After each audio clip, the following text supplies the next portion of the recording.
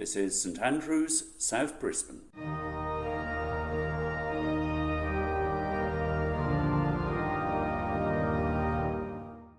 August last, I was in Saxon, Switzerland. To clarify, this is an area of Germany that is said to resemble Switzerland, hence the name. I had been tempted there by a BBC programme, Julia Bradbury's German Wanderlust. It was about what we would call bushwalking, except this was in Germany. On the programme, and indeed in reality, the scenery was bucolic. It had attracted the likes of Caspar David Friedrich, a significant artist of 19th century German Romanticism. He painted scenes like this one around the same time that Beethoven was composing his Pastoral Symphony, and Wordsworth was waxing lyrical about the English Lake District. I checked into my hotel and announced that I was going to hit the trail. "Nine," said my host. It turned out they had forest fires. Didn't I know? And so all hiking was off. In fact, why had I been so foolhardy as to turn up there in the first place in the face of such danger? I wonder how you think of the countryside. In England, it's generally regarded as benign, tamed, with few natural hazards. And there are parts of Australia that are somewhat similar. I took my parents to King Valley in Victoria, for example, and they explained that they had no idea that Australia was going to be like that. But other parts of Australia are referred to, for good reason, as a sunburnt country of droughts and flooding rains. Please turn to Psalm 46 on page 563 of the Church Bibles. In verses 2 and 3, the author writes of the earth giving way and the mountains falling into the heart of the sea, its waters roaring and foaming, and the mountains quaking with their surging. This can be regarded poetically, yet we know that such things do happen. Think of earthquakes, tsunamis, volcanoes. Vancouver, where I was previously, is on the same fault line as California and awaits the big one. Although the worst earthquake I've experienced occurred while lying in bed in my vicarage in Aslockton, Nottinghamshire. I was woken by it at 1 in the morning, and I remember thinking, this is England. Such things aren't supposed to happen here. Alongside such natural phenomena, there is also political and social turmoil. Verse 6, nations are in uproar, kingdoms fall. Those are the same words that are used in verses 2 and 3, where the waters roar and the mountains fall. We sing, earth's proud empires pass away. Tower and temple fall to dust. Earth's joys grow dim, its glories pass away. Change and decay in all around I see. That's actually words from 3 hymns. The last one might be the easiest one to identify. Does anyone know what it was? Audrey at the 8:30 service came up with the right answer, of course, abide with me. O thou who changest not, abide with me. On the whole, we live a charmed life, with air conditioning thrown in at the touch of a button. In 1987, the Volkswagen Golf was advertised in the UK with the strapline, "If only everything in life was as reliable as a Volkswagen." But let's face it, for most of us, most of the time, things are reliable.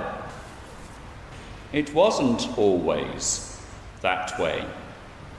I enjoyed watching the series The Last Kingdom, set in England at the time of the Saxons and Vikings. It spoke of a time when it made more sense to live within a city wall than out in the countryside where danger and poverty lurked. Lord, be my breastplate, my sword for the fight. Be my strong armour, for you are my might. You are my shelter, and you my high tower. Raise me to heaven, O power of my power. That's imagery from the 8th century Irish hymn, Be Thou My Vision. The high tower, or round tower, was a church tower, but doubled as a place of refuge from Viking raiders. The Wartburg Castle was Martin Luther's place of refuge in the 16th century. He hid there, disguised as Junker George, while translating the New Testament into German. He also wrote the hymn, "A mighty fortress is our God, a bulwark never failing," based on his Wartburg experience and Psalm 46. The psalm begins, "God is our refuge and strength, an ever-present help in trouble." Then, in verses 7 and 11, the middle and end, we have, "The Lord Almighty is with us. The God of Jacob is our fortress." Perhaps we're having to come to terms with the fact that the world around us isn't as friendly and safe as we once perceived it to be. That's where the church can provide a necessary bulwark to recharge our spiritual batteries and arm ourselves as we go forth into a new week. In my weekly news email, I quoted my friend Don Waring's challenge regarding weekly church attendance, including his rider. I posed this challenge not because increased attendance would be good for Grace Church in New York, Don's parish. Rather, increased attendance would be good for you. Verses 4 and 5. "There is a river whose streams make glad the city of God, the holy place where the Most High dwells. God is within her, she will not fall." Or, as Richard Buse put it in his hymn version, which we've sung today. Did you recognise the tune? David, what is it? The Dam Busters March. "There is a flowing river within God's holy city. God is in the midst of her, she shall not be moved. God's help is swiftly given, thrones vanish at his presence. God, the Lord of hosts, is with us evermore." The vision is of the new Jerusalem that will be the eternal dwelling place of those who are Jesus' followers. Then the angel showed me the river of the water of life, as clear as crystal, flowing from the throne of God and of the Lamb, Jesus, down the middle of the great street of the city. Revelation chapter 21, verses 1 and 2. The 2011 NIV that we've got in the pews heads that section, Eden Restored. Now, call me picky, but I'm not sure about that heading. I prefer the 1984 NIV's heading, The River of Life. My issue is that whereas Eden was a garden, the New Jerusalem is very much a city. And as a product of Britain's biggest city outside London, that prospect suits me just fine. How do we know that this vision will come about? How do we know that God is capable of doing all this?